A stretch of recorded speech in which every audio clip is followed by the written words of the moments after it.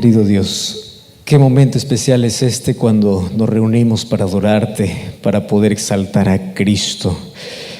Cuando estamos con disposición para abrir tu palabra, pidiendo de que tu Santo Espíritu una vez más pueda ser nuestro profesor, nuestro maestro, nuestro guía, pueda guiarnos al conocimiento de tu verdad. Y en esta tarde, Señor, gracias por todas las personas que tú has traído a este lugar. Personas que han podido vencer dificultades, la lucha, el conflicto que día a día se vive cada vez que uno quiere encontrarse en un lugar como este. Sin embargo, tú rompes los obstáculos, tú permites que podamos tener este encuentro, porque no es algo que nosotros producimos en el corazón, es algo sobrenatural producido por tu Santo Espíritu. Y esta tarde, una vez más, queremos que tú seas quien nos lleve a ese conocimiento verdadero, que el Espíritu Santo nos lleve a la cruz de Cristo, nos lleve a aceptar a Jesús como nuestro Salvador. Y hoy queremos comprender más acerca de ese pasaporte para el cielo, de aquella visa, de aquel nacimiento que tú nos hablas a través de tu palabra allí en el libro de San Juan. Permítenos hoy comprender aquella verdad y que tu Santo Espíritu impacte nuestro corazón. En el nombre de Jesús. Amén. Gracias por estar una vez más aquí en este lugar, a pesar de tormentas, dificultades, a pesar de tantas cosas que han podido vencer. Estamos en una serie especial basado en el libro de Juan, capítulo 3.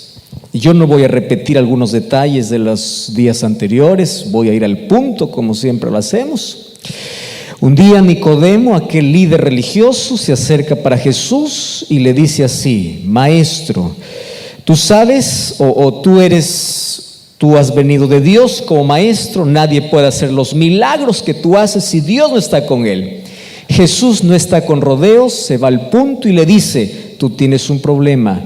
Y no importa cuán religioso seas, no importa detrás de cuántas máscaras te ocultes, tú necesitas nacer de nuevo. ¿Cómo una persona que está correctamente ante los ojos de los demás necesita nacer de nuevo? Nicodemo no comprendió.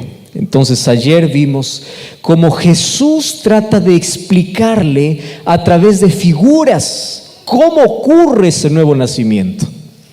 Y nosotros aquí ilustramos lo siguiente: nosotros venimos a este mundo siendo pecadores. ¿Qué hacemos para ser pecadores? Solo nacer.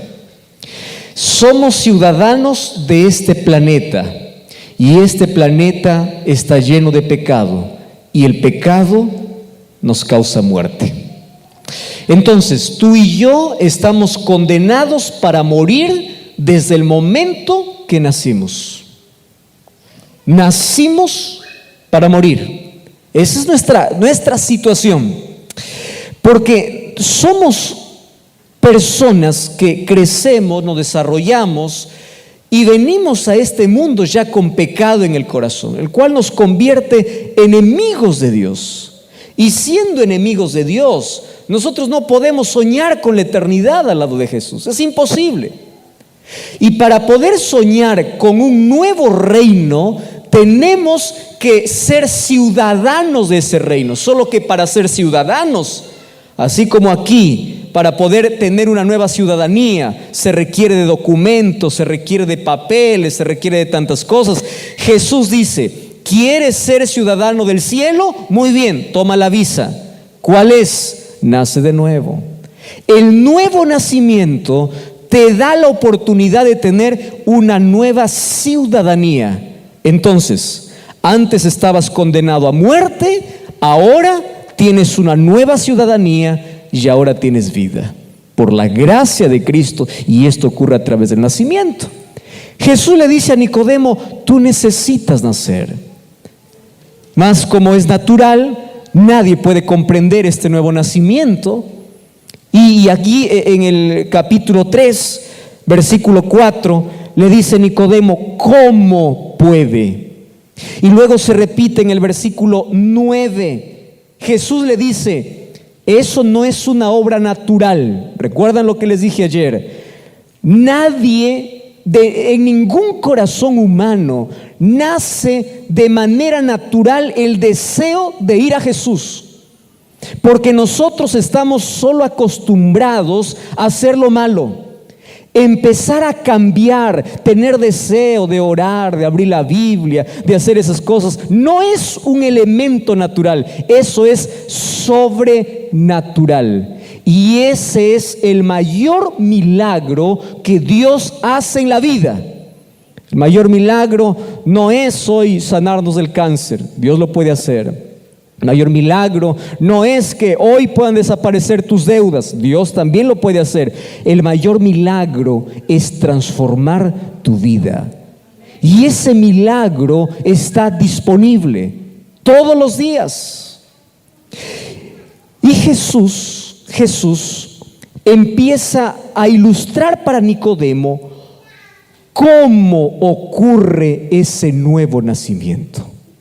¿Cómo? Y ese cómo está en dos historias. La primera historia, la historia del viento. Tú no lo escuchas, no sabes de dónde viene, no sabes a dónde va. Así es el que es nacido del Espíritu. Todo lo que tienes que hacer es permitir que el Espíritu Santo te guíe. Ser cristiano no es un conjunto de reglas, hacer esto es pecado, esto no es pecado, no. Ser cristiano es permitir que el Espíritu Santo cambie mis gustos, cambie mis deseos, que el Espíritu Santo me lleve o me coloque mi vida en armonía con la voluntad de Dios. Eso es cristianismo. No es el conjunto de esto hago y esto no hago. Ahora, allí ocurre algo interesante. ¿Y qué cosa sucede? Jesús le dice, así como el viento, tú no lo ves. Eso es algo sobrenatural, tú no estás viendo. Y hace la segunda ilustración, ¿se acuerdan cuál era? Como la serpiente. Qué ilustraciones de Jesús, ¿verdad? Como el viento y como la serpiente.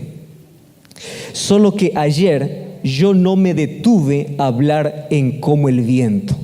Me detuve a hablar ¿en dónde? En la serpiente, ¿verdad? ¿Y cuál era la lección de la serpiente? Allá en el desierto, cuando salieron las serpientes, todo aquel que era mordido tenía una sola opción si quería vivir. ¿Cuál era? Mirar a una serpiente que había sido levantada. Punto final. ¿Quieres vivir? Mira. A mirarte, empiezas a compararte con los demás. Queridos, y esto es una de las cosas más tristes de la vida. ¿Saben por qué? Eso nos lleva a dos reacciones. O me siento más sucio o me siento superior. ¿Ya vieron personas? Incluso en la iglesia, ¿verdad? ¿Qué cosa sucede? Yo no soy como fulano de tal. Óigame, escuche lo que ahora voy a decir. Esto es impresionante. Yo encuentro incluso personas que empiezan a comparar su vida con personas inconversas y dice, mire, yo estoy en la iglesia, yo merezco la salvación, yo soy líder, yo hago esto, yo hago lo otro, yo no soy como el drogadicto, yo no soy como el borracho, yo no soy como el adúltero, yo no soy como fulano de tal. Y cuando tú empiezas a comparar tu vida con la de los demás, o criticas a los demás o te crees superior a los demás, y eso responde a una sola cosa. ¿Qué cosa es? Dejaste de mirar a Cristo. Dejaste de mirarlo. Hoy dejamos la serpiente y nos vamos a centrar solamente en el viento. ¿Les parece? ¿Sí? Entonces vamos al texto para hoy. Juan 3, versículo 8. Vamos del versículo 7. Y ya se dieron cuenta que todas las noches estamos repitiendo algunos versículos porque estamos viendo algunos detalles. Durante toda la semana estamos hablando solamente Juan 3. Vamos a Juan capítulo 3, versículo 7. Dice así: no te maravilles de que te dije que os es necesario nacer de nuevo. No te sorprenda, no te asustes. Es más, ¿por qué Jesús le dice eso? Versículo 4, Nicodemo le dice: ¿cómo puedo, siendo viejo, nacer de nuevo?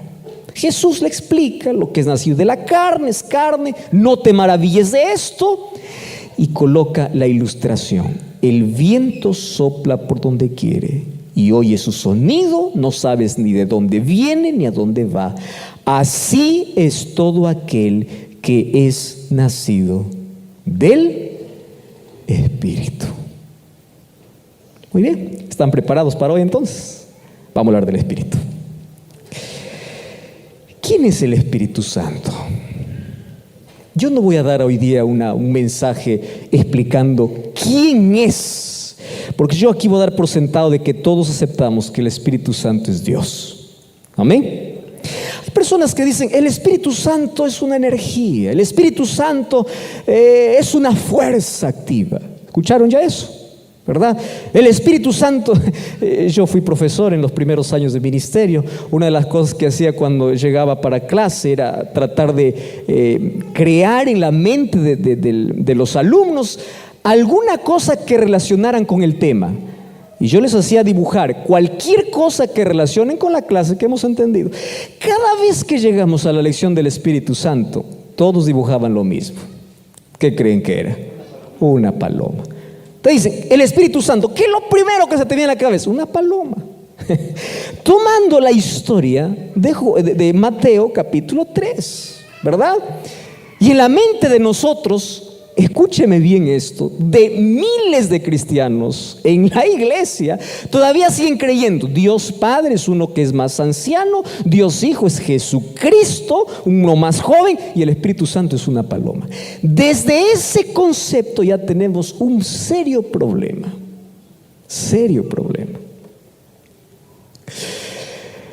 Porque si el Espíritu Santo es una paloma, entonces es posible aceptarlo como una fuerza. Ahora, el Espíritu Santo es el único Dios en la Biblia que se presenta a través de diversas imágenes. En Génesis capítulo 1 comienza como algo que se mueve sobre las aguas. En Juan capítulo 3 aparece como el viento. En Mateo capítulo 4 aparece como una paloma. En Hechos capítulo 2 aparece como lenguas de fuego. Pero ojo lo que estoy diciendo: ¿cómo? ¿Qué significa cómo? Representando. Y en la Biblia encuentro que el Espíritu Santo usa varios símbolos. Por ejemplo, se usa el agua como símbolo del Espíritu. Se usa el aceite como el símbolo del Espíritu. Pero el Espíritu Santo es Dios. Igual que el Padre, igual que el Hijo. No, pastor, yo no puedo aceptar eso. Te voy a ilustrar. Jesús, antes de poder ir para el cielo, en Juan 14 hace una promesa para sus discípulos. Le dice: no se preocupen, yo me voy, pero regreso. Pero yo no os dejaré huérfanos. ¿Qué cosa dice Jesús? Yo enviaré otro consolador. ¿Quién es el primer consolador que estaba con ellos? Jesús. Yo les consolé, yo les guié, y yo les daré, ¿qué cosa dice Jesús? Otro consolador. Antes quiero asegurarme de algo. ¿Nosotros aceptamos que Jesús es Dios? ¿Sí o no? Amén. Amén. Y algo singular: Jesús en toda la historia del universo, no de la humanidad, será el único Dios hombre. El único. Ahora, cuando Jesús dice, daré otro consolador, ¿por qué algunos no aceptan que el Espíritu Santo es Dios? Por una sencilla razón. Para nosotros en el español, la palabra otro es otro. Voy a hacer un ejemplo aquí. Yo aquí tengo un CD, y aquí tengo otro CD. ¿Comprenden? Un CD, dos CD. ¿Los dos son CD, sí o no? Sí. Muy bien. ¿Son iguales, sí o no? Tamaños son iguales, pero carátulas son diferentes. La música es diferente. ¿Correcto? Muy bien. Esto fue grabado en un año, fabricado por una productora, y este fue por otra productora. Este es un cantante y este es otro cantante. ¿Correcto? ¿Tiene el mismo contenido? No. Muy bien. Para nosotros en español esto es un CD y esto es otro. Muy bien. Y yo aquí tengo dos libros. Esto es un libro y este es otro libro. Miren acá. ¿Tienen el mismo tamaño, sí o no? Sí. ¿El mismo color? Sí. ¿La misma cantidad de hojas? Sí. ¿El mismo contenido? Sí. ¿Fabricado en el mismo lugar? Sí. ¿Escrito por la misma persona? Sí. Pero para nosotros es un libro, otro libro. Un CD, otro CD. Por eso es que nosotros no entendemos cuando Jesús dijo, enviaré otro consolador. Otro es otro. Puede ser igual, puede ser parecido. Solo que en el griego existen dos palabras. La palabra heteros y la palabra los. Entonces, cuando en griego se quiere decir otro y se usa la palabra los, significa que es igual, es el mismo, es decir, mismo contenido, misma carátula, misma esencia.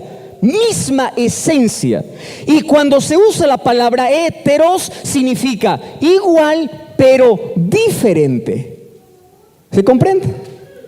Ahora, cuando Jesús dice, enviaré otro consolador, Él está usando el término otro igual a mí. No es parecido, igual, es Dios. Entonces el Espíritu Santo es Dios. No es una fuerza, no es una energía, es Dios. Ahora, muy poco se habla del Espíritu Santo. ¿Ya se dieron cuenta de eso? ¿Y quién es el que está trabajando, actuando hoy en la tierra? El Espíritu. ¿Por quién fuiste traído hoy? Por el Espíritu. ¿Quién es el que se encarga de mostrar la verdad hoy? El Espíritu. Y hoy quiero mostrarte un solo detalle. Los próximos días vamos a ver algunos otros detalles sobre el Espíritu. Vamos a Juan capítulo 16. Porque Jesús dice, como el viento, así trabaja el Espíritu. Vamos a conocer el Espíritu para ver cómo realmente trabaja en el corazón. Juan capítulo 16, versículo 7. ¿Tienen todos ahí el texto? ¿Sí? Muy bien, qué lindo. ¿Podemos leer juntos entonces? Vamos, versículo 7. Dice así: pero yo os digo la verdad. Oiga, qué interesante. ¿Quiere decir que Jesús estaba hablando mentira antes de este texto? No. Jesús siempre llama la atención cuando Él empieza a colocar ciertas expresiones. Por ejemplo, Cada vez que Jesús dice, de cierto te digo, lo que está diciendo es, en verdad te digo. Señor, ¿por qué dices que eso es verdad? ¿Quiere decir que el otro es mentira? No, es la manera de llamar la atención a una profunda verdad. Ahora dice, de cierto os digo la verdad. ¿Cuál es la verdad? Os conviene que yo me vaya. ¿Por qué es que les convenía que Jesús se vaya? Porque Jesús, como se hizo hombre y tomó la naturaleza humana, aquí Él no podía estar en todos los lugares físicamente. Y dice, he aquí, conviene que yo me vaya, porque si no me fuere, el Consolador no vendría. Pero si me fuere, os enviaré. Vamos a leer todos en coro el versículo 8, ¿les parece? ¿Sí? Vamos. ¿Qué cosa dice? Y cuando Él venga, convencerá al mundo de pecado, de justicia y de juicio. Versículo 9, ¿qué dice? De pecado por cuanto no creen en mí. De justicia por cuanto voy al Padre y no me veréis más. Y de juicio porque el príncipe de este mundo ha sido ya juzgado. Muy bien. Un día yo estaba predicando en un lugar, todavía estaba haciendo mis primeras campañas de evangelismo, tendría unos 14 años, 14, 15 años. Y antes se hacían las campañas de 15 días, un mes de conferencias, ¿no? Personas se reunían, yo admiro la valentía. Allí la gente iba, asistía allí a las conferencias, en lluvia, en barro. Yo no sé si ustedes conocen qué cosa es caminar allí donde no hay asfalto, donde no hay carretera. Aquí es bonito cuando todo hay movilidad, ¿no? Y a veces nos cuesta mucho. Mas hay gente allá en otros lugares donde viven en otras condiciones. Un día llega una persona y me dice así, yo no era pastor, por supuesto, yo era todavía un alumno de la enseñanza media. Y una persona me dice, Joel, me dice. Cuando yo estaba saludando allí en la puerta, una persona estaba muy incómoda, un poco molesta conmigo. Me dice, yo quiero conversar contigo. Está bien, le digo. Me gusta conversar con las personas, pero no cuando me ponen una cara fea, ¿no? Nos fuimos allí a un cuarto y me dice, estoy decepcionado. Guau, digo. ¿Y? O sea, ¿cuál es la razón? Entonces, por mi cabeza pasó muchas cosas. Decepcionado del líder, decepcionado de un hermano, decepcionado de una iglesia. ¿De qué? Y me dice, decepcionado de ti. Y en ese momento tú empiezas a repasar todo lo que has hecho, ¿no? ¿Qué cosa pudo haber decepcionado a este hombre? Y uno se pone incómodo, ¿verdad? Y curioso también, ¿qué cosa te decepcionó? Nos sentamos ahí, trataba de tranquilizarme, yo no estaba cómodo, obviamente. Y recuerda que era un adolescente, me afectaba todo. Me dice, mira, tú no tienes idea cuánto me ha costado traer a mi esposa aquí. Yo hasta ahí no entendía nada lo que él me decía. ¿Verdad? Yo no tenía idea. Ni siquiera conocía a su esposa. Tú no tienes idea cuánto me ha costado traer. Seguía sin entender. Y me dice, he hecho de todo, le he rogado. ¿Cuántas veces yo le he invitado? Han venido otros predicadores y no me ha aceptado. Y hoy es la primera vez que ella me acepta ir a una iglesia. Después de años he venido orando y ella viene y yo aquí estaba orando y yo quería que tú puedas convencerla a mi esposa el primer sermón que escuche. Y estoy decepcionado. Estuvo escuchándote toda la hora y tú no le convenciste.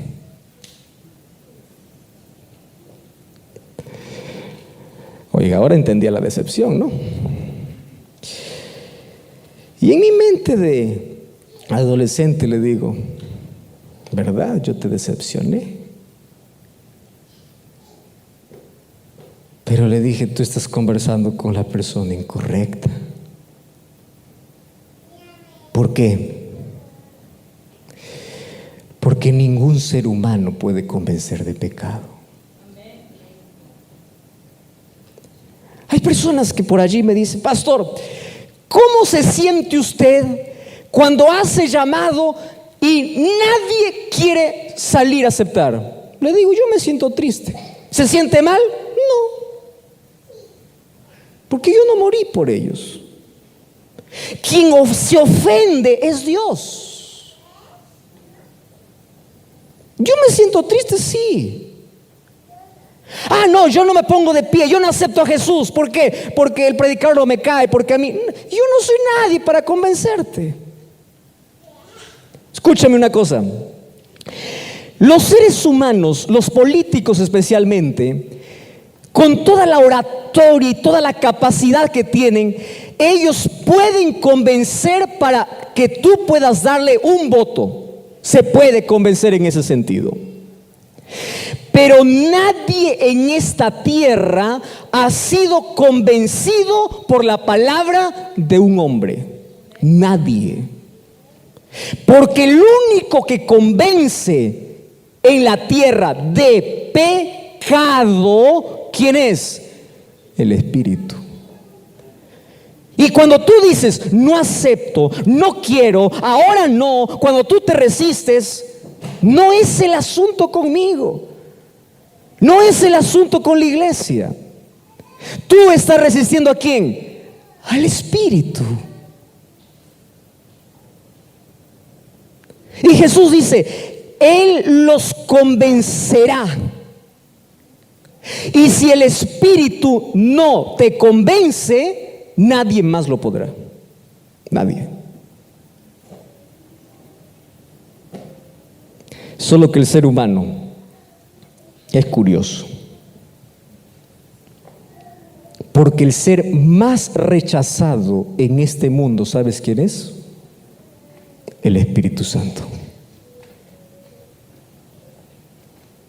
Él te quiere convencer de tu realidad y tú no quieres.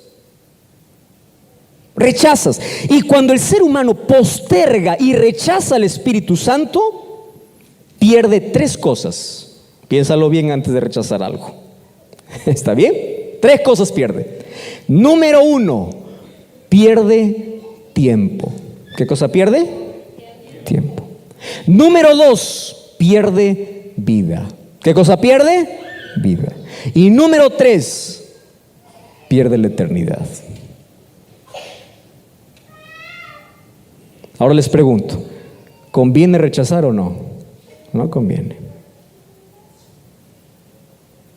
Ahora te explico por qué pierdes tiempo. Dios trata de convencer al ser humano para sacarlo de la oscuridad y usa todos los medios posibles. Yo ya escuché una frase que a mí me impactó mucho y hoy la quiero compartir contigo. Dice así: el Espíritu Santo, en tu bienestar, susurra a tu oído y te dice: ven, vamos. A eso que tú llamas conciencia, a esa voz de un amigo que te invita para ir a una iglesia, aquella voz de alguien que te dice vamos a Jesús. Es el susurro del Espíritu Santo. Muy bien.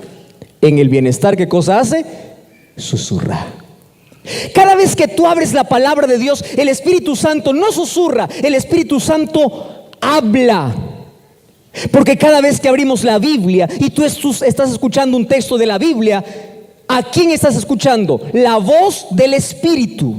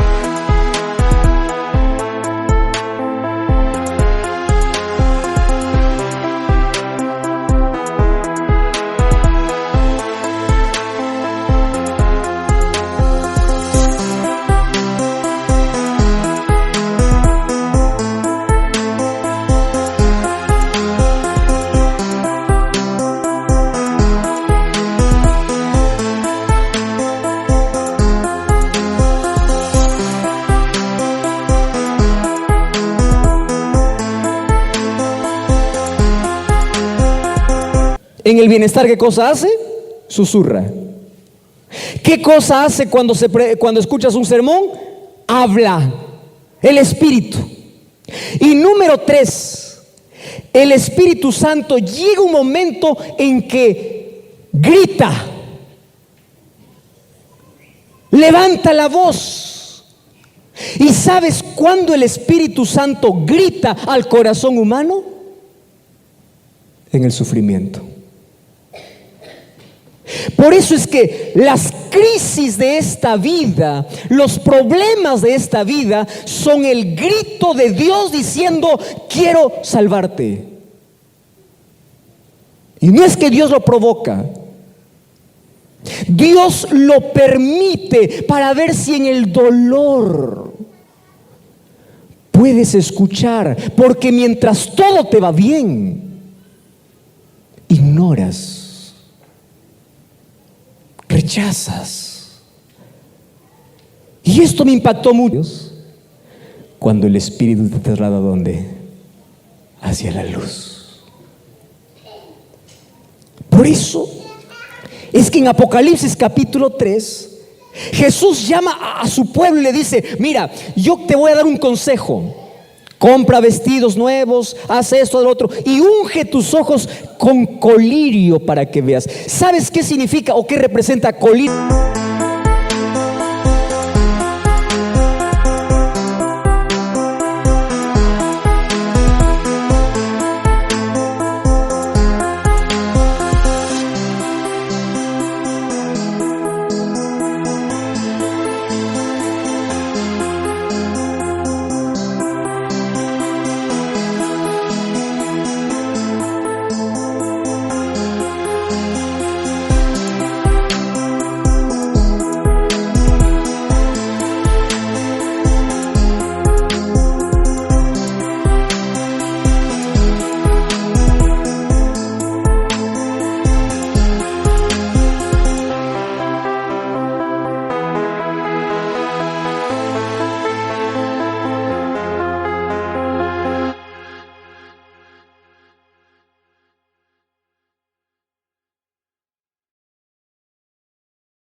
En la Biblia, Espíritu Santo, en otras palabras, estás tan ciego que no ves tu realidad.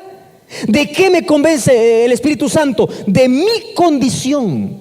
Mi mayor necesidad es ver mi realidad. Y cuando yo veo mi realidad, entonces empiezo a buscar la cura. Imagínate una cosa: tú te irías al hospital hoy creyendo, tú estarías bien si vas al hospital y le dices: estoy enfermo. ¿Qué te duele? Nada, pero estoy enfermo. ¿Tú harías eso? Nadie es loco, ¿verdad? Es decir, llegué al hospital porque quiero estar en el hospital. No, para ir al hospital primero hay que reconocer ¿qué cosa? Que estamos enfermos. ¿Qué hace el Espíritu Santo? El Espíritu Santo te hace ver tu realidad, hace ver tu dolor. ¿Y a dónde te manda?